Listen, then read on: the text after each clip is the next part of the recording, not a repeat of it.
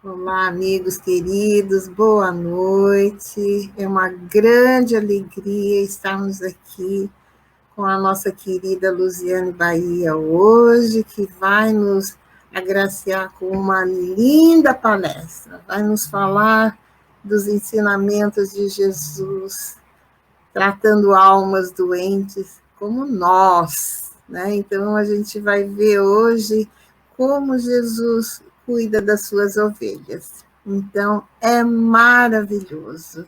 Boa noite, Daniela. A Danica já está aqui conosco e gostaria de dizer que Joana de Anjos Spirit Society é todas as quartas-feiras, às 8h30, aqui do horário do Reino Unido, e às 4h30, horário do Brasil, né?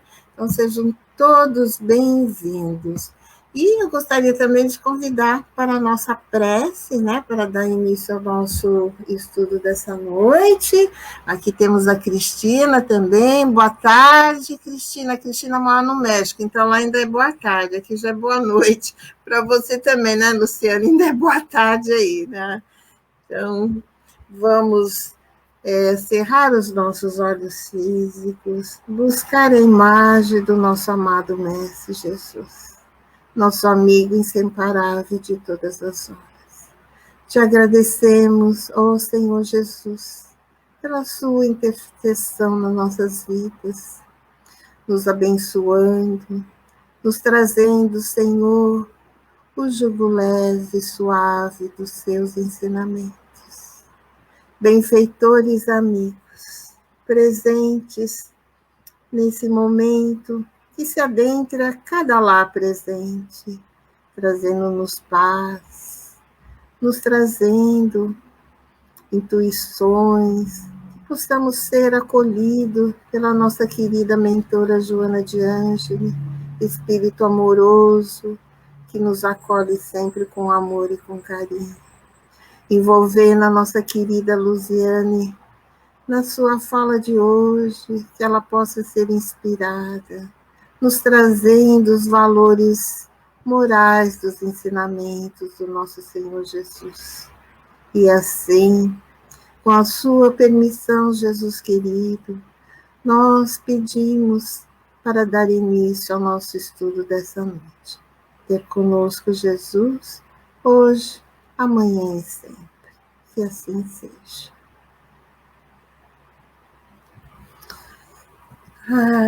Então, Luziane, então, a palavra é sua, viu, querida?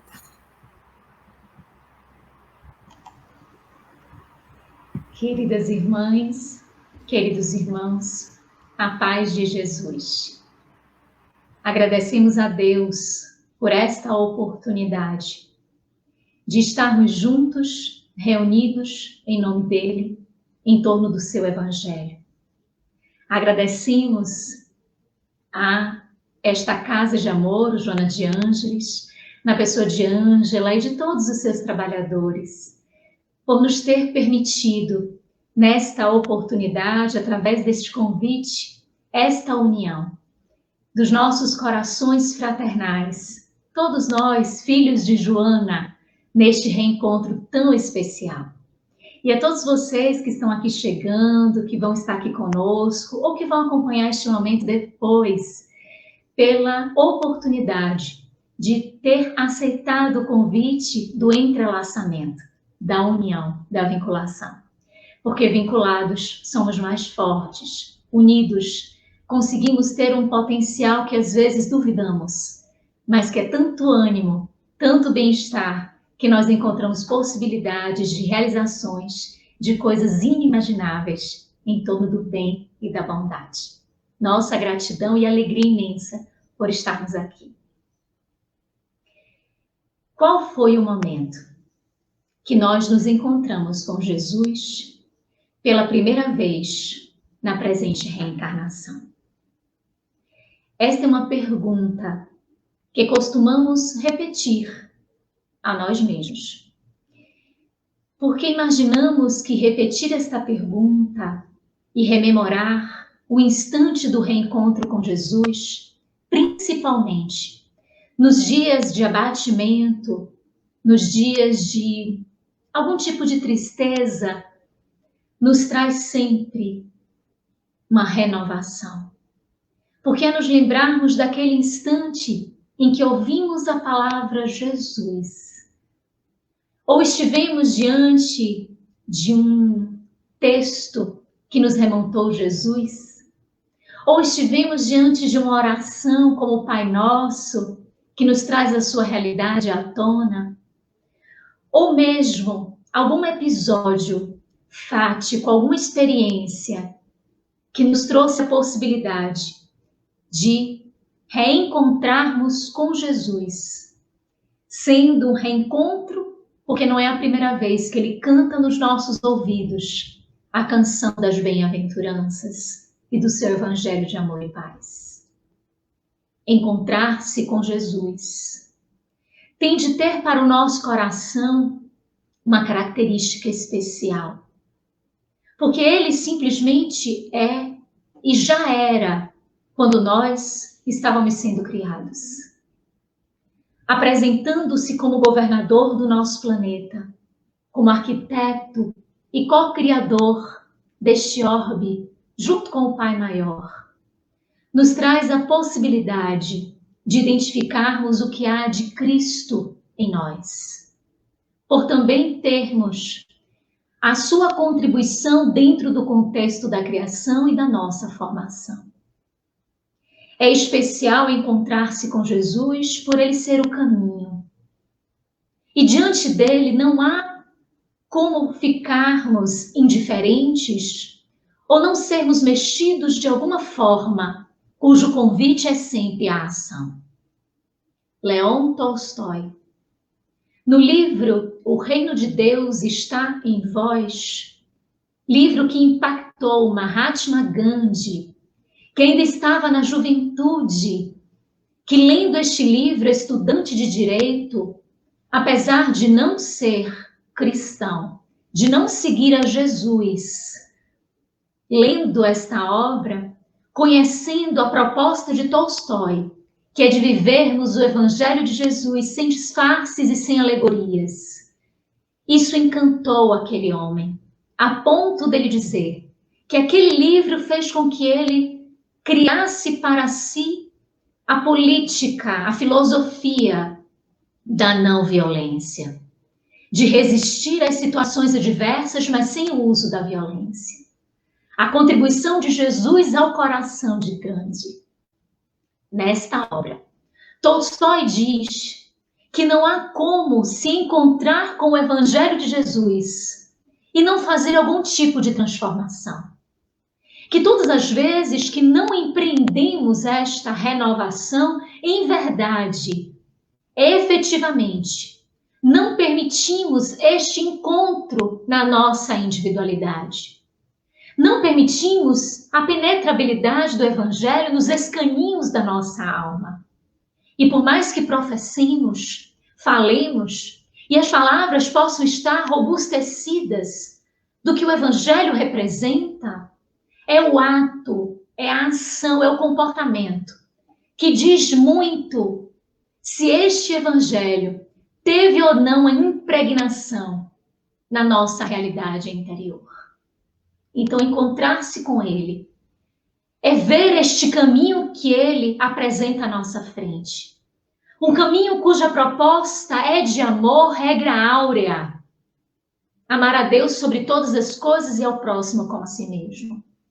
É a proposta singela deste coração amadurecido, fraternal, para nós, crianças espirituais, que ainda engatinhamos, que ainda temos as dificuldades nos passos, mas ele, como um bom pastor, compreendendo as especificidades de cada uma das suas ovelhas, ele estende a sua ação de bom pastor, reunindo-nos aos poucos, tendo ele paciência, compreensão, entendimento das nossas dificuldades. E de quantas vezes nós aceitamos o convite e voltamos atrás. Começamos o caminho e desistimos. Buscamos um atalho e nos comprometemos.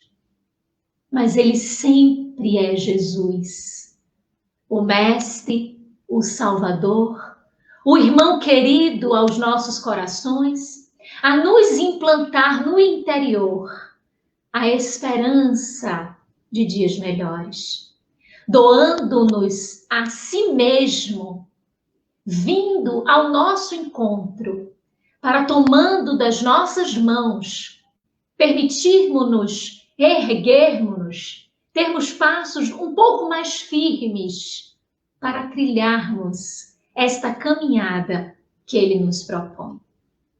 Encontrar-se com Jesus e rememorar este momento exato deve sempre nos servir de entusiasmo. Deve perpassar na nossa mente como se fosse uma lembrança querida do dia em que Jesus esteve particularmente conosco. Naquele instante, naquele episódio, naquela situação, éramos só Jesus e nós. E como cada encontro é por ele programado, ele delineou o momento exato em que estaríamos propícios a este encontro. Porque estaríamos arrefecendo o nosso orgulho, o nosso egoísmo, e aquele clarão da verdade que ele traz, toda vez que ele se faz presente, não iria comprometer-nos tanto, porque a partir daquela luz, iríamos identificar com exatidão quem nós somos e o que precisamos fazer para vencer as nossas mais inclinações e avançarmos de maneira decisiva e especial para o rumo a que precisamos construir o nosso próprio mundo de regeneração. Aquele que iria encontrar-se com ele no dia aprazado e escolhido pelo Salvador, porque não existiam acasos, mas encontros muito bem queridos por Jesus, era considerado um obsidiado. Conhecido na região de Gerasa, que vivia à outra margem da Galileia e da Samaria, uma cidade ao alto de um monte, com características peculiares no comércio e na forma de vida, nos costumes e realidades daquele povo, existia este jovem obsidiado, onde todos o conheciam como o endemoniado, aquele que abrigava em si os demônios e que era lançado ao chão, machucava-se, sangrava, agredia, era agredido, completamente enlouquecido e entregue à própria sorte. Jesus atravessa o rio para encontrar-se com esta individualidade. E esta característica da obsessão, da dominação da vontade, vemos muitos relatos no próprio Novo Testamento a respeito de diversos capítulos e momentos em que Jesus esteve diante dos possessos ou endemoniados. E efetivamente, a partir de 1857, com a inauguração na humanidade da doutrina dos Espíritos, nós temos conhecimento de forma disciplinada, muito respeitosa, pedagógica e catalogada em aspectos científicos, filosóficos e religiosos, conhecimentos do invisível e de leis que nós desconhecíamos e que fazem parte do regramento da divindade. Conceitos, propriedades, atributos, ferramentas que a doutrina dos espíritos, sob as bênçãos do Espírito da Verdade, Jesus, cumprindo a sua própria promessa de consolação à humanidade para todo o sempre, faz verter sobre o planeta Terra as verdades indiscutíveis da humanidade, mas agora desveladas e alçadas em respeito à alcunha de ciência, de filosofia e de religião. Em 1861, temos a publicação da primeira edição de O Livro dos Médiuns, segundo livro da codificação. E nesta obra, no seu capítulo 23, o codificador nos traz o enfrentamento da doutrina dos espíritos acerca da obsessão. Obsessão, ideia fixa, mantida no pensamento, que imprime influências nas ações, nos comportamentos, nas palavras, nos gestos, nos hábitos. Obsessão, que parte de uma verdade de que todos nós somos influenciados, como nos ensinam os espíritos, na resposta à pergunta 459, elaborada por Allan Kardec em O Livro dos Espíritos, em que eles respondem que de ordinário são eles que nos dirigem. Se eles que nos dirigem, eles nos influenciam positivamente, com os espíritos superiores, os anjos guardiães, que respeitam o nosso livre-arbítrio, a nossa vontade, que entendem as nossas defecções e impropriedades, que percebem as nossas dificuldades e respeitam todo o nosso arcabouço evolutivo, sem desistir de nós, sem deixar de aproveitarem oportunidades para que nós sejamos inspirados, mas também influência que advém dos espíritos inferiores, que não respeitam a nossa vontade, que não respeitam o nosso livre-arbítrio, que querem fazer dos corpos que são nossos, que nós espíritos temos a responsabilidade de movimentar nesta presente reencarnação, intelectualizando e aperfeiçoando a matéria que nos cabe como dever, como tarefa, instrumentalizando essa matéria para cumprimento das nossas realizações. Estes espíritos, não mais dotados de um corpo físico, enveredam-se nisto que o codificador nos diz, também em O Livro dos Médiuns, de que todos nós somos médiuns. E percebemos os espíritos, sentimos as suas influências num grau maior ou menor, mas todos nós sentimos. E a partir desta possibilidade da comunicabilidade, para que melhor nos entendamos espíritos, ignorantes, infelizes, sofredores, enveredam por vingança, por perseguição, por desconhecimento, por perturbação, enveredam na escravização da vontade, como eles também estão submetidos no plano espiritual, ou estiveram submetidos aqui na organicidade física pelos diversos formatos do relacionamento. E se colocando na postura de algozes, ex-vítimas que são, apresentam sob o jugo do seu entendimento, manietando a vontade alheia, submetendo a vontade alheia, para, num total desrespeito, ser atendida a sua ideia, o seu propósito, sendo os encarnados utilizados como verdadeiras marionetes. O Livro dos Médiuns nos explica que são 3 os aspectos, a classificação que podemos adotar para o Instituto da Obsessão. Simples, por fascinação, por subjugação, ou esta que pode também ser chamada possessão. Esta simples, o nome assim é atribuído pela condição ainda inicial do processo obsessivo.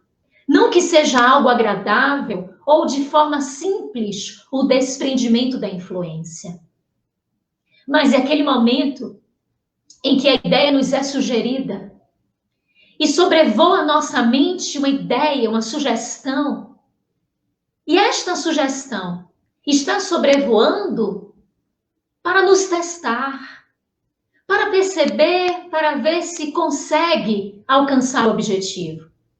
Quando nós identificamos este pensamento e fazemos e damos abrigo a este pensamento, recepcionamos.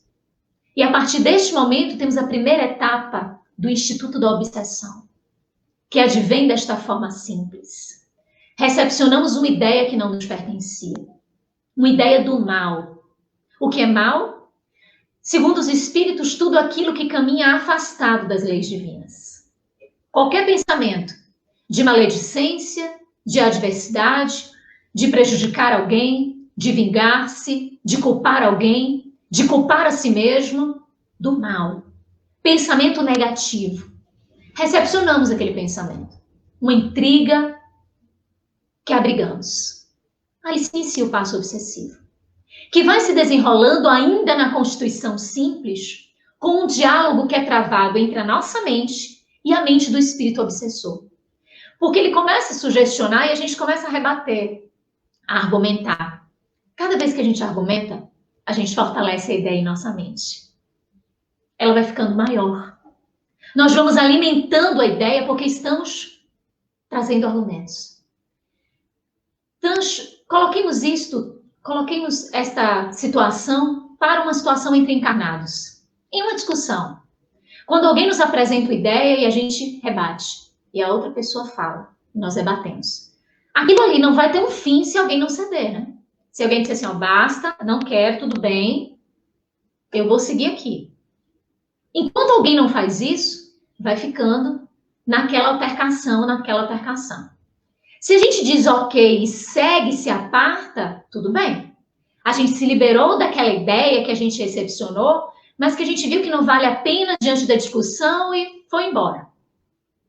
Mas com a obsessão, pode acontecer exatamente destes argumentos que nós estamos proferindo, fortalecer o argumento, a contraposição da outra parte, e isto nos convencer. E nós simplesmente abrigarmos. E aí nós dialogamos, incrementamos a força dessa ideia em nós, e já está um pouquinho mais intenso. E como é que a obsessão simples se completa? Quando, a partir daí, nós somos influenciados nos nossos atos. Sejam atos psíquicos, sejam atos motores, ou sejam atos psíquicos e motores. Existem processos obsessivos onde as ações motoras acontecem sem que nós tenhamos ideia. Pelo alojamento da ideia da mobilização da vontade nesse campo motor das nossas realizações. Ou, de outro lado, no aspecto psíquico, no aspecto do discernimento, do pensamento, das ideias, ou as duas coisas.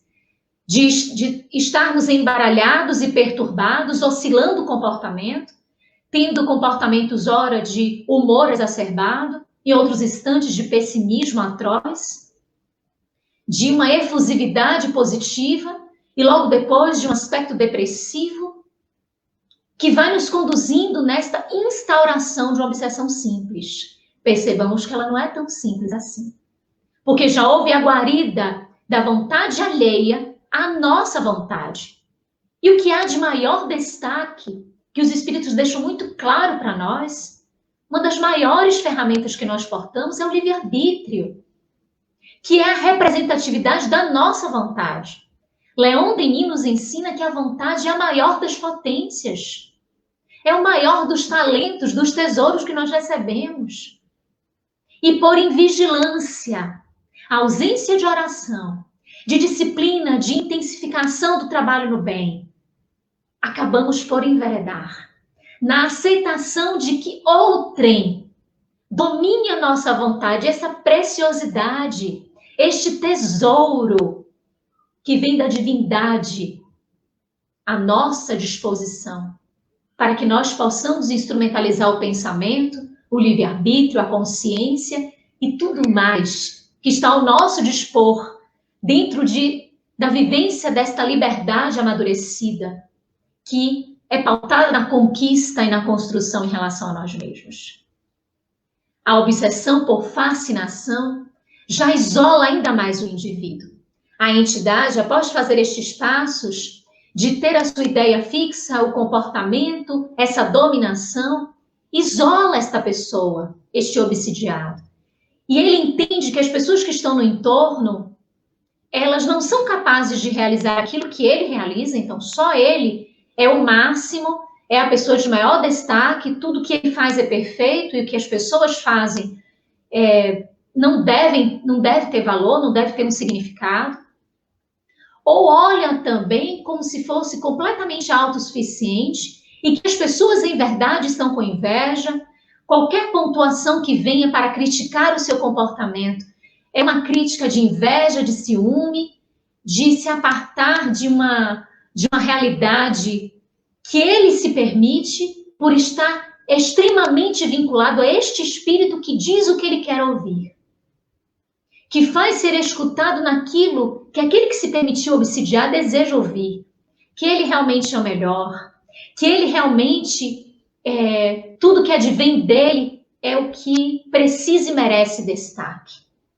E cada vez mais afastando as pessoas, porque vai ficando cada vez mais sozinho, prepotente, orgulhoso, individualista, as pessoas se afastam e é tudo que estes espíritos querem, para que fique cada vez mais dominada esta fascinação. Até chegar a um grau máximo de subjugação, de possessão, onde a vontade não tem uma expressão. Onde este espírito, esta individualidade alheia, ela domina tanto o corpo físico e a estrutura motora, psíquica da organicidade física, que o espírito obsidiado já não tem mais condições de movimentar e de atender a sua vontade, o seu desejo, as suas perspectivas, porque simplesmente elas não têm mais voz, a ponto de ter força de superar aquela vontade que veio com tanta proeminência sobre aquela outra. E capítulos muito difíceis acontecem na história, dentre situações de loucura, de apartamento, de afastamento do contexto da sociedade, até mesmo o suicídio. Que o médium Divaldo Pereira Franco, oportunamente, em uma das palestras, mas também em algumas conversas, em estudos e reflexões, ele teve a oportunidade de dizer que os suicídios, em muitos momentos, são verdadeiros homicídios, onde as entidades espirituais que obsidiam influenciam a tal ponto que elas mesmas realizam todos os passos para a concretização do evento suicida. Então, observemos o quanto isso é grave, o quanto é intenso e o quanto precisa de nós o estudo, o aperfeiçoamento, o conhecimento. São também palavras de Divaldo, que diz que o quanto é essencial estudar a obsessão. Porque estudando o que nos traz como enfermidade, conseguimos ter forças para unirmos efeitos que possam trazer a terapia que venha descaracterizar o evento obsessivo ou mesmo terapêuticas preventivas da oração e da vigilância para não nos permitirmos adentrar estas situações que manietam a nossa vontade e nos afastam do nosso discernimento. A desobsessão, o processo contrário à instauração, ele vai ser munido de muitos e quantos elementos quanto a força que a obsessão apresenta. Então, se está ainda no início da influência e alguém detecta e age, prece intercessória, oração do próprio que percebe essa influência, leitura, trabalho no bem, pedido de ajuda, vai sendo mais fácil que haja o rompimento deste liame vinculativo. Mas à medida que tudo isto vai intensificando, também é necessário que as terapias sejam intensificadas. A ponto de, em alguns casos, onde a loucura, por exemplo, loucura oriunda da própria instauração genética, da predisposição genética à loucura, que a obsessão vem e incrementa, ou de uma loucura, entre aspas, aparente, porque não é uma loucura física, não é uma loucura genética, não é uma loucura celular, mas sim uma loucura que vem da obsessão. Uma loucura que não encontra aspectos físicos, mas que pode vir a surgir impregnações a partir do evento obsessivo num grau máximo. A trazer tamanha influência e impactar tanto a organicidade física cerebral, trazer danos ao cérebro e a necessidade de fazer-se uso também de medicamentos, de vias terapêuticas também materiais, para que possa sanar as dificuldades, os embaraços que a obsessão provocou fisicamente e organicamente. Aquele jovem vivia um mundo assim, à parte. Neste livro, Primícias do Reino, do espírito Amélia Rodrigues, psicografia de Divaldo Pereira Franco, encontramos no capítulo 12, intitulado Obsidiado Gerazeno, uma reflexão da benfeitora Amélia Rodrigues a respeito do evento obsessão, deste que Jesus iria encontrar. Ela descreve com tanta profundidade, meus irmãos, que eu fiquei assim pensando, como é que consegue concatenar as palavras de maneira tão sábia, a ponto de nós entendermos perfeitamente o que é o universo de um obsidiado possesso. Olha como a benfeitora escreve. Tudo fora muito simples, recordava. Ele pensando sobre o desprender-se, não o processo obsessivo, mas o desprender-se. A alva ainda não descerrara os mantos pesados do seu rosto de luz, quando ele ouvira o rumor de passos no pavor em que vivia. Era como se ele estivesse numa redoma, no seu mundo particular, numa caverna, onde era acessado por estes bombardeios, do que depois vai ser chamado legião, porque eram muitos espíritos que o influenciavam. Ele recebe estes bombardeios, mas ele já enxerga, já percebe, já ouve esses passos.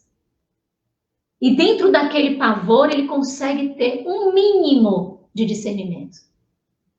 Erguera-se de um túmulo vazio, dos muitos existentes nas cavernas esburacadas da rocha, onde os outeiros usados como criptas sepulcrais. Subitamente, sentir a força das fúrias que o dominavam em hedionda e nefasta subjugação. Ele vivia o tempo todo esse mundo. Ele não enxergava nada mais. A sociedade, para onde ele ia, ele era simplesmente levado, era simplesmente conduzido. Podia formular uma ideia do que fizera, pelas equimoses e hematomas, pelo corpo dorido e os membros laços, o gosto de sangue na boca e o imenso cansaço que o possuía. Depois que Jesus o liberta, ele sente estes efeitos, feridas no corpo, hematomas, gosto de sangue na boca, o corpo todo dorido, cansado, de muitas convulsões, de muitos eventos que traziam desgastes a ele, mas ele não conseguia perceber naquele momento anterior instrumentos ou forças para sair daquele mundo. Quanto havia descido, meditava. Os jogos do prazer nos antros de perdição levaram-no àquele estado. Atormentado por forças subjugadoras, abandonaram o lar e os parentes, colocando nos lábios dos pais a taça de fezes de amarguras sem nome, a ponto de fazê-los sucumbir de vergonha e horror nos dédalos dos sofrimentos. Começara a cair muito cedo, até chafurdar entre os porcos e buscar as sombras das sepulturas, onde se refugiavam os endemoniados, carregando nos pulsos e nos tornozelos pedaços de cordas imundas e um elo de ferro, como os que se atavam os animais ferozes. Recordando agora as torpezas e sofrimentos, não podia evitar as lágrimas que vertia em abundância.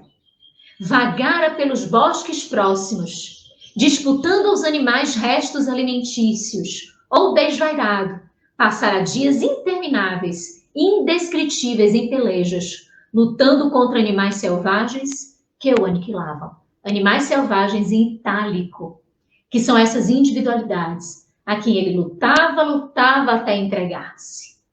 Percebamos o universo em que ele vivia.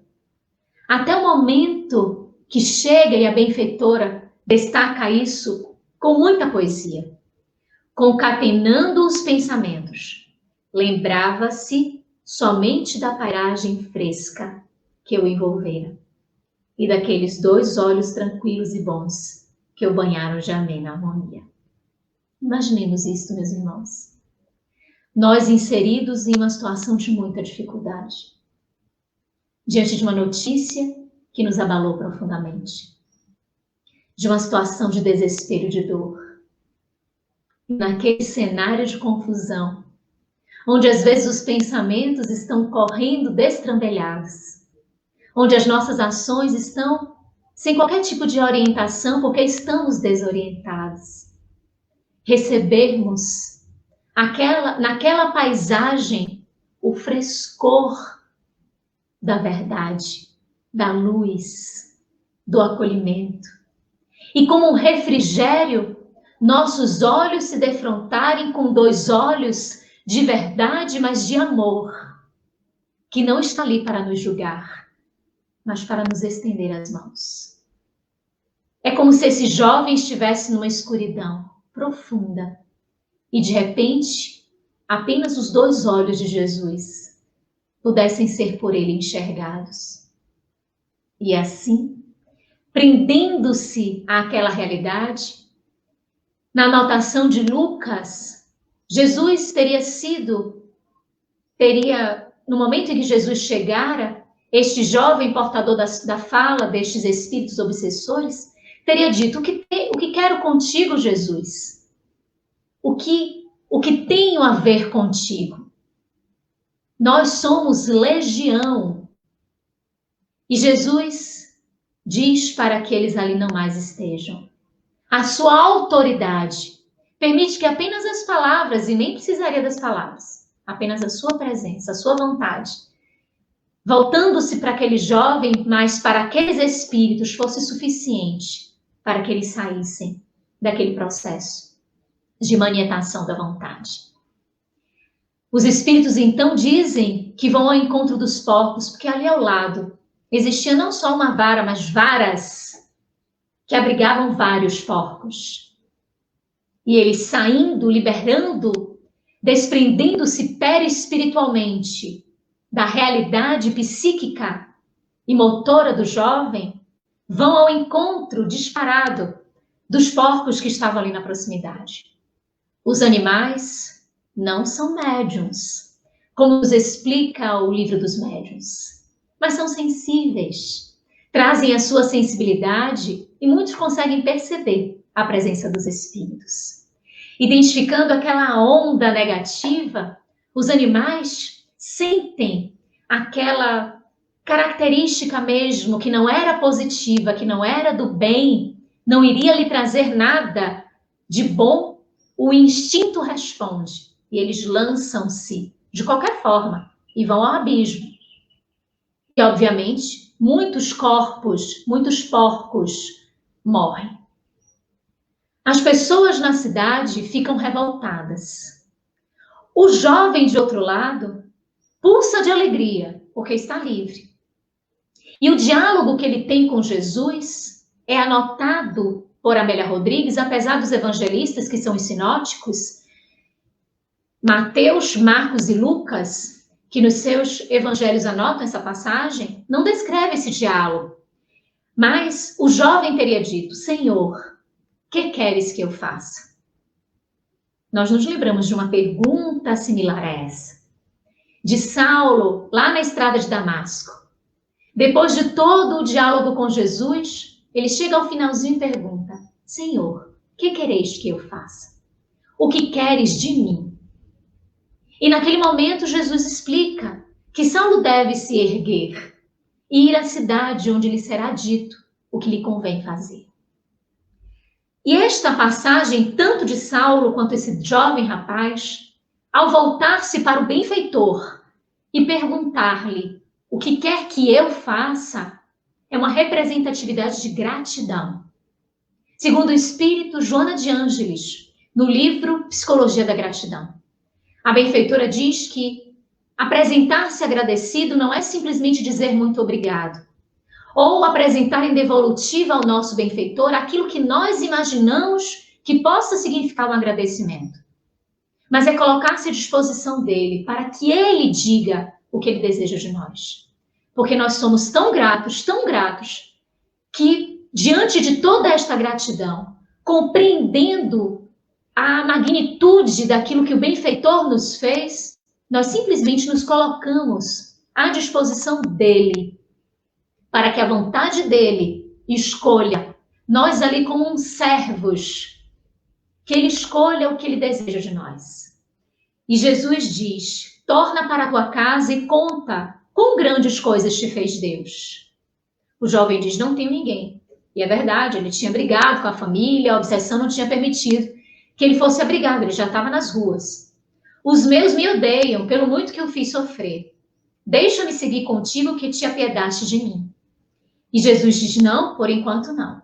Vai primeiro anunciar o que recebeste para que todos saibam o que pode fazer o Filho do Homem. Jesus escolheu aquele jovem que todos tinham visto que era um endemoniado e que através dele Jesus adivinha a cura, para que esta simbologia de uma vez enfermo e outrora curado pudesse mobilizar aquela cidade, os seus habitantes, para reconhecer o que o Filho do Homem era capaz de fazer, do anúncio que ele vinha trazer de um reino implacável, especial para os nossos corações. O jovem sai a falar e, enquanto isso, a comunidade está diante de Jesus. E é interessante porque, como os evangelistas anotam, essa comunidade expulsa Jesus. Jesus não consegue nem falar. A comunidade simplesmente não o quer. Nós não queremos você aqui. Não queremos nem saber o que você veio falar, nem o que você veio fazer. E ele, então, Jesus, entristecido, toma a sua embarcação, viaja novamente para a outra margem do rio. Essa comunidade que Jesus foi ao encontro, desdenha de Jesus. Quando Jesus chega na outra margem, existe uma pequena multidão esperando. E Jairo, príncipe da sinagoga, convoca Jesus para que ele vá até a sua casa porque sua filha esmorece. No caminho, existe aquele encontro que nós conhecemos porque muitos já ouvimos. Existe aquele encontro de uma mulher que lhe toca as vestes e que naquele exato instante a hemorragia é estancada. Mulher que saiu de sua cidade, viajando, já tinha buscado tantas pessoas para a cura. Ouve a respeito do Salvador, vai ao encontro dele, não consegue vê-lo face a face, como os gerazenos tiveram a oportunidade de ver e desdenharam de Jesus. Ela aproveita a oportunidade, toca-lhe o que estava ali à disposição, porque o tempo poderia passar e a oportunidade ser perdida. E ela é curada. Percebamos, meus irmãos, como na vida é tão essencial o aproveitamento da oportunidade. De efetivamente termos olhos de ver e ouvidos para ouvirmos. Para entendermos os momentos em que Jesus está diante de nós. Numa oportunidade de atendimento a alguém. Em alguém que às vezes é tão inoportuno, que nos busca de uma forma tão atrapalhada, que às vezes até nos incomoda. E é Jesus ali nos convidando para que nós saiamos da nossa escuridão, da nossa obsessão voltada para o orgulho e o egoísmo, como aquela comunidade apresentava-se. Para eles, somente o jovem era obsidiado, enquanto eles estavam envoltos numa obsessão coletiva, a ponto de não reconhecerem Jesus, de sequer quererem ouvir Jesus. Amélia Rodrigues anota isso. Porque quando eles saem, eles veem a embarcação de Jesus voltando para outra margem, eles lá no topo do monte, eles falam. Um deles diz, quem era? E outro alguém responde, não sabemos. Percebamos, eles nem se preocuparam em saber quem era aquela pessoa que curou alguém que eles viam tão mal e agora que estava tão bem. Por que nos queria falar? Trazia-nos algo? E outro diz, não indagamos, nem mesmo deixamos falar. O que desejaria de nós? Não podemos atinar. Talvez tenha sido melhor expulsá-lo de nossos sítios como fizemos. E o outro diz: talvez. A obsessão tira o discernimento. E no dizer do espírito Manuel Filomeno de Miranda, no livro Transtornos Psiquiátricos e Obsessivos, psicografia de Divaldo Pereira Franco, em um capítulo em que ele denomina as obsessões sutis e insidiosas, ele reflete o quanto o capítulo da obsessão está cada vez mais dentro de meandros de sutilezas, aperfeiçoando-se, e que nós abrigamos no contexto da sociedade propostas de violência à nossa própria vontade e que vamos nos deixando arrastar por estas propostas e sequer percebemos que em muitos contextos há uma grande massa inserida em um contexto obsessivo, pensando as mesmas coisas, falando as mesmas coisas, produzindo mensagens como nós encontramos hoje, mensagens falsas, agressivas, violentas, com o mero intuito de perturbar, de agredir, de promover balbúrdia. Destaca o benfeitor a necessidade de relembrarmos o comando trazido por Jesus da oração e da vigilância. Aquele jovem liberto da obsessão vai ao encontro dos habitantes da cidade para lhes falar sobre Jesus. Fala para um, para outro, para tantos, para vários. É rechaçado, agredido, maltratado, e vendo que já tinha cumprido o que Jesus tinha te pedido, desce a cidade, toma a embarcação, atravessa o rio e vai ao encontro de Jesus. Junta-se àquela pequena caravana que sempre andava acompanhando Jesus. Aqueles homens e mulheres que foram encantados pelo encontro que tiveram com Jesus e jamais quiseram se separar dele. E em absoluta gratidão ao que Jesus lhe fez, libertando ele mesmo da escuridão pessoal, porque a obsessão ela é abrigada pelo orgulho e pelo egoísmo, pelas nossas faltas, pelas nossas mazelas pessoais, pelas nossas anfractuosidades, pelas nossas iniquidades, permitindo, através daquele ato, Jesus libertar aquele jovem de si mesmo e ele encontrar um caminho seguro para percorrer, ele serve em instrumento máximo de gratidão. E o Espírito Amélia Rodrigues, ao refletir sobre esta personagem, diz: as pessoas passavam a ver aquele jovem compondo a pequena multidão que seguia Jesus, auxiliando com enfermos, trazendo cuidado às feridas, trazendo palavras e, ao mesmo tempo, curando-se.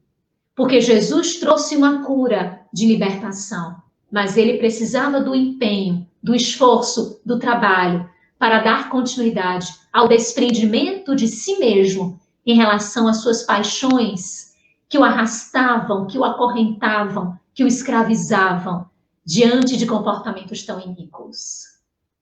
O obsidiado Gerazeno nos traz uma reflexão profunda sobre os nossos atos e comportamentos e de entendermos que diante de Jesus precisamos ficar atentos nos capítulos da nossa vida para percebermos o instante em que ele atravessa o rio, sobe o monte e vai ao nosso encontro.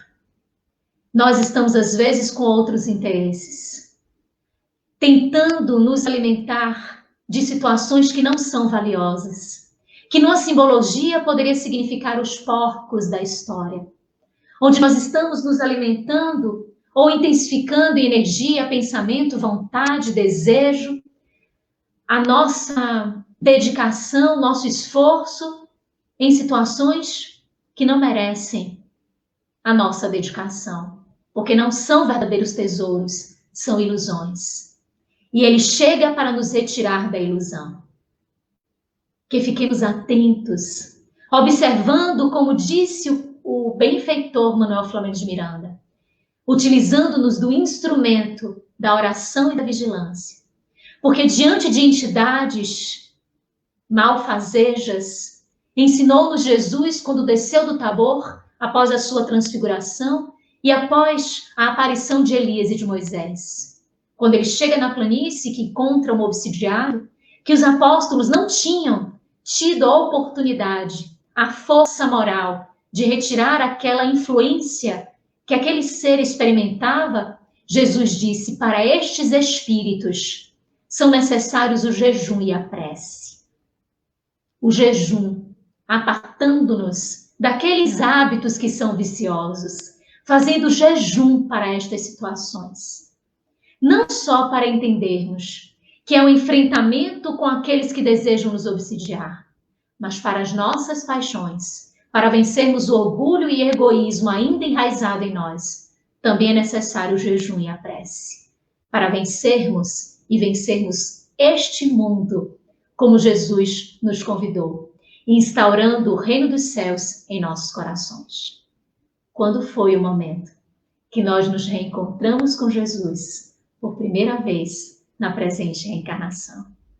Este instante, com certeza, foi o mais valioso, o ponto mais alto da presente reencarnação, e jamais deve escapar da nossa memória, para que tragamos, em momentos de adversidade, de dor, de tristeza, a presença dele, o seu olhar puro e único, para que não nos enveredemos ao descer o nosso padrão vibratório, para que não sintonizemos com entidades espirituais, que vão fazer eco às nossas paixões inferiores e nos conduzindo ainda em maior dor e sofrimento. Que o olhar dele, de amor, de pureza, de fraternidade, nos impregne de tal forma que jamais nos apartemos dele. Sigamos os passos dele perguntando: Senhor, o que queres que eu faça? Nossa, Luciene, que maravilha, que maravilha. Esse obsidiado, né, de Geraseno, ele realmente retrata a humanidade, né? Ele retrata a humanidade, mas a gente vê que são poucos aqueles que seguem o caminho que ele seguiu, né? Que muitas pessoas têm dificuldade de manter esse caminho, como o Manuel Filomeno de Miranda indica, né, a oração e a vigilância, porque essa é realmente a única arma que a gente tem para a gente se manter ligado com os benfeitores, porque eles estão aqui, né? Mas eles respeitam o nosso livre-arbítrio, e se a gente não fizer por onde, a gente vai realmente encontrar sofrimento, né? E ele seguiu os ensinamentos do Cristo e foi secar lágrimas. Isso é maravilhoso, não? É muito especial, Ângela, porque ele nos ensina a disciplina, o não esmorecimento, porque ele não deixou de sofrer. No momento que ele encontra com Jesus, não acontece um milagre, onde tudo que tinha dificuldade nele desaparece e agora ele é alguém desprovido de qualquer empecilho para a sua caminhada. Mas encontrando-se com Jesus, ele percebe que ali era a oportunidade que os céus lhe concedia, porque era o bom pastor que lhe aparecia à frente para lhe resgatar a ovelha perdida. Então ele aceita isso, e o caminho a partir daí é de retidão, de olhar, mesmo que ele apresente as dificuldades que os evangelistas não anotam e a benfeitora não anota, mas que pela lógica a gente compreende, mesmo que adviessem as situações difíceis e os obstáculos, ele tinha um ponto central que ele traçou para ele, um foco que ele não se permite mais se afastar, e ele enxerga tudo com muita clareza, porque ele já sabe agora qual é o caminho para a verdade, para a vida. Então ele é, sim, um grande exemplo para que nós observemos como é que nós também podemos nos pautar nessa disciplina, nessa dedicação, conhecendo o Evangelho de Jesus, estudando o Evangelho de Jesus, permitindo através da oração que o magnetismo de Jesus nos impregne. Quando você estava fazendo oração, Ângela, e isso é tão importante, porque quando alguém está fazendo oração e a gente vai, se vincula ao pensamento daquele que ora, a gente vai sentindo emoção. Então você estava evocando o alto em oração e eu aqui me permitindo seguir nas suas doces palavras e sentindo o bálsamo que você evocava. Então olha como a oração tem este poder e é uma ferramenta que está em nossas mãos, a nosso dispor. Basta que a gente se predisponha a fazer uso dessa força fluídica para alcançar estes altos páramos da espiritualidade maior e trazermos para esses dias tão difíceis o brilho da esperança, a calma que a paciência nos traz para equalizarmos tudo e termos serenidade para agirmos. Então, este obsidiado, ele nos diz muito, Ângela, muito mesmo. Verdade. E você disse uma coisa que é tão importante a gente lembrar, porque a obsessão ela é sutil, né? E as pessoas acham que é meu pensamento, é eu que estou pensando assim, e ela não se dá conta que tem uma coisa dentro dela que está mudando na vida dela, o comportamento dela, e vai deixando o problema se acentuar e se tornar mais difícil a recuperação, né? Qual seria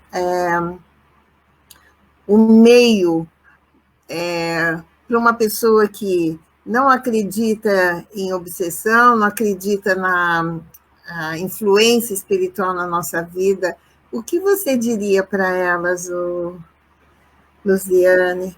Ângela, quando as pessoas não acreditam em Deus, ou não acreditam esses espíritos tão especiais que nos envolvem, nesses benfeitores, e também não acreditam em vida após a morte, na imortalidade, na influência dos espíritos, é bem interessante a gente perceber que esta pessoa, por ser um ser humano, acredita no bem, ou deseja o bem, jamais quer o mal.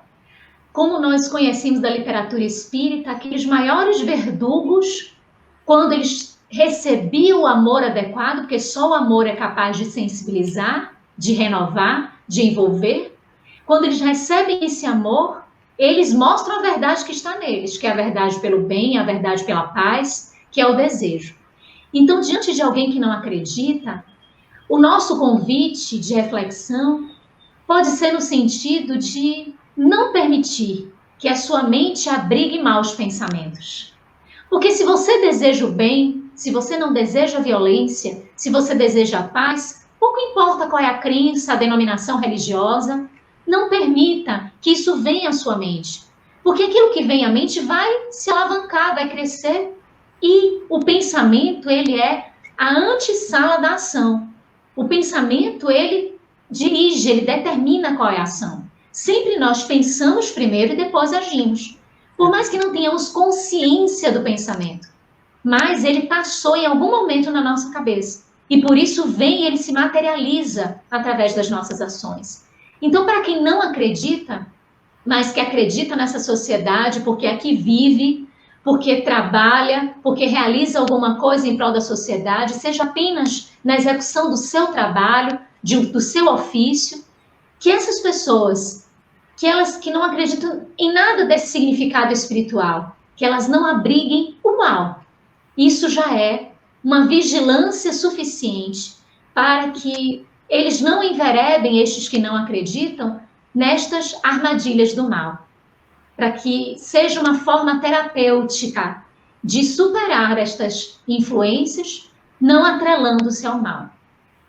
Perfeito, perfeito. Vamos ver aqui no campo dos comentários. A Zezé, ela diz que... Você consegue ler aí? Só esta doutrina para nos esclarecer com tanta clareza e bondade. Gratidão. Exatamente, Zezé.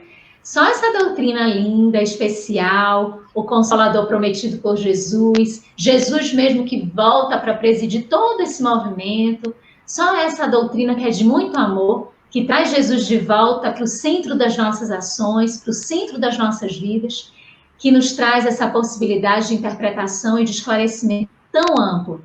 Como o próprio Jesus diz que esse Consolador, que essa doutrina, adviria para trazer os conhecimentos que nós teríamos esquecido ao longo dos séculos, porque a humanidade iria entregar-se aos descalabros, e notadamente nesses aspectos morais, então o afastamento natural da doutrina de Jesus, mas também para trazer esclarecimentos sobre pontos que ele não pôde apresentar. Não por conta dele, mas por nossa conta, da fragilidade do conhecimento, da ignorância ainda presente, da ciência que ainda era muito rudimentar, eram pródromos de ciência, eram características muito iniciais, e que com o avanço de tudo isso, foi possível o Consolador vindo, no momento aprazado, nos trazer essas possibilidades de esclarecimento. E quando a gente olha para um contexto de pandemia, e a gente vê a doutrina dos espíritos em nossa vida, nós só temos a agradecer. Porque ficamos a imaginar como é que seria vivermos a pandemia sem estes esclarecimentos tão amplos, que nos permite, com lógica, entendermos este processo e, para tanto, criarmos mecanismos de esperança, de fé, de coragem, de bom ânimo. E persistirmos, insistirmos, seguindo até o fim, acreditando em Jesus. Então, essa doutrina efetivamente é consoladora. Ela vem para nos preencher os vazios e nos impulsionar para esse mundo de regeneração que está nos aguardando. É verdade. Nossa, nem se fala. Aqui a Danica agradecendo. Eu que agradeço por essa oportunidade. Ela diz que é um estudo esclarecedor e confortante, realmente são mesmo, né? E aqui tem a nossa prima, Celeste, boa tarde. Ela é minha prima, Ângela. Pois é, sua prima também, já se colocou aí também. Nossas primas. Isso mesmo. Que bom ter vocês todos aqui nessa live tão maravilhosa, que nos traz tanto esclarecimento e desperta a nossa consciência, porque a gente fique esperto, porque, como a Luziane disse, é muita sutileza. Ele vem como hóspede, né? Ele vai chegando devagarinho. O Manuel Filomeno de Miranda, ele usa sempre como hóspede que vai ficando e daqui a pouco ele já se instala, né? Na hospedaria. Na loja. A loja. Chico Xavier tem uma imagem muito interessante em relação à obsessão, Ângela. Ele dizia que o obsessor, quando ele vem para trazer o pensamento, é como um pássaro sobrevoando uma localidade. Aí ele vai sobrevoando, aí ele pousa naquele galho. Se ele não encontrou resistência, aí ele vai buscar galhos, porque ele vai fazer ali o seu ninho. Aí ele faz o ninho, ou seja, ele criou uma casa ali naquele galho que não apresentou resistência. Se ele percebe que ali realmente é bom, que não tem resistência nenhuma, ali ele também traz a sua família e ali ele se aloja e se hospeda direitinho. Então, Chico Xavier diz que é dessa forma que a obsessão vem. O pensamento sobrevoa e desce, aloja-se. É recepcionado, não tem resistência, abriga-se. Se a gente vai dando cada vez mais impulso, ele vai trazendo a sua família, ou seja, impulsionando cada vez mais aquele pensamento, a ideia vai ficando cada vez mais forte, e ali já está alojado, fez daquela morada mental a sua morada também, da sua vontade, das suas realizações. Nossa, é afinidade mesmo, né? Meu Deus, é incrível. Por isso a importância da prece, evangelho no lar, né? Ideias edificantes, ter sempre bons pensamentos, como você nos trouxe, para que a gente possa estar numa sintonia com os benfeitores, com o nosso anjo de guarda, porque se a gente deixar para lá, não vá para a cama sem fazer uma prece, onde é que a gente vai à noite? Então, E assim, o trabalho no bem. A gente sabe que a doutrina dos Espíritos coloca como bandeira, fora da caridade não há salvação. Verdade. É a salvação para a nossa saúde, saúde mental, espiritual, psíquica, corporal, é a caridade. É ela que vem nos tornar, nós que também somos enfermos, ela nos torna neste hospital chamado Terra, enfermos não como os enfermos dos hospitais, que a gente tem de ficar ali quietinho e não pode fazer nada. São os enfermos que podem colaborar com os instrutores, que podem colaborar para a própria autocura, mas também para a cura dos demais. Então, é uma proposta que a caridade nos traz real, para que a gente não adentre estes meandros sinuosos de uma mente que vaga, de uma mente que fica vazia, sem propósito. O quanto é importante o fazer o bem, o realizar o bem, para que mantenhamos essa saúde nesses diversos aspectos, a saúde integral. Nossa, bem lembrado, porque todo o bem que eu faço, ele muda meu perispírito, muda minha vibração, né? É o bem presente mesmo, né, Luziane? Isso mesmo. A gente vai se tornando mais propício para sermos os melhores instrumentos de Jesus nesse contexto aqui que a gente está. Então, à medida que a gente vai fazendo a caridade, a gente está se qualificando, se aperfeiçoando, se curando e se permitindo ser instrumento de cura para outros. Nossa, que lindo. É uma dádiva de Deus a caridade. É uma dádiva. Verdade, verdade. Meus amigos, olha, Luziane, ela é lá de Salvador, ela é trabalhadora da Mansão do Caminho, ela trabalha, ela e o seu esposo Hélio, com a juventude espírita da Nina Aroeira, lá do Centro Espírita Caminho da Redenção, lá na Mansão do Caminho. E ela cuida dos jovens, né? Já trazendo para esses espíritos todo esse ensinamento, né? Olha que lindo! Quantos jovens vocês têm lá na... Nós estamos agora nesse formato online, nós estamos com 60 jovens. Nesse formato online, a cada domingo a gente se reúne e a gente tem ali de 10 horas a 11h30 da manhã, de cada domingo, essa oportunidade de autoevangelização e de propor também o estímulo da evangelização desses jovens. Que é tudo que o ser humano precisa, né? Que esse espírito, nesse educandário, precisa.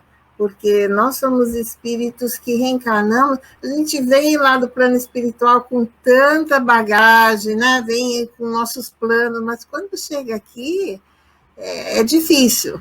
E aí precisa desse alimento, né? E é uma fase de tamanha necessidade de orientação. Porque, como a doutrina nos explica, a juventude, o espírito se assenhoreia da sua realidade. Ali é como se, entre aspas, se encaixasse exatamente no seu processo reencarnatório. E aí vem todos os desafios do passado, do presente e da construção do futuro. Então, eles precisam de muita orientação. E nós, né, que já chegamos um pouquinho antes deles, que conhecemos algumas coisas da vida, podemos contribuir. E o quanto eles nos ajudam a também nós crescermos. É verdade. Ai, que lindo. Aqui a Cristina também deixa aqui uma palavra para você. Muito instrutiva, realmente, Cristina, maravilhoso a nossa live de hoje. Então, olha, agradecendo imensamente a todos vocês que estiveram aqui conosco, e aí nós vamos pedir para a Luziane fazer a nossa prece de encerramento, por favor. Nós gostaríamos de agradecer a todos os integrantes dessa Casa de Amor, na pessoa de Ângela, dos seus trabalhadores, agradecer a todos vocês que estiveram aqui, estivemos juntos com esses corações entrelaçados, em nome do nosso Senhor Jesus Cristo. Vamos agradecê-lo por esta oportunidade.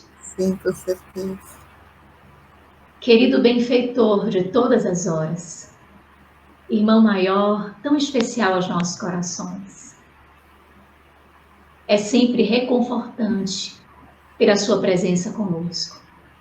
Presença ímpar, que nos envolve, nos inunda, e nos fortalece de forma tão expressiva que a tristeza, o desânimo, tudo isso bate em retirada, para diante do seu olhar dúlcido e especial, identificarmos e sentirmos o teu magnetismo impulsionador, acreditando que nós somos capazes de realizarmos a transformação a que viemos enveredar, de sermos senhores deste mundo, mundo interior, mundo das vicissitudes, das paixões, que precisamos vencer, superar e educar.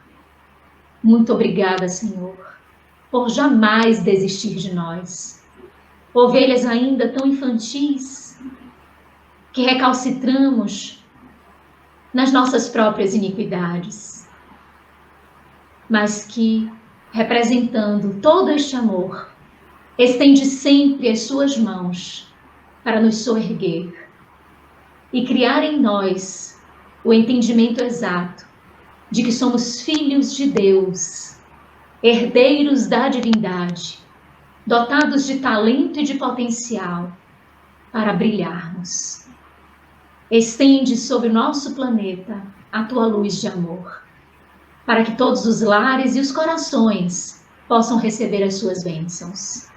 E fica conosco, envolvendo os nossos irmãos queridos do Sociedade Espírita Joana de Ângeles, em Londres, todos eles que são nossos irmãos do coração, reunidos pelo coração maternal do Espírito Joana de Ângeles.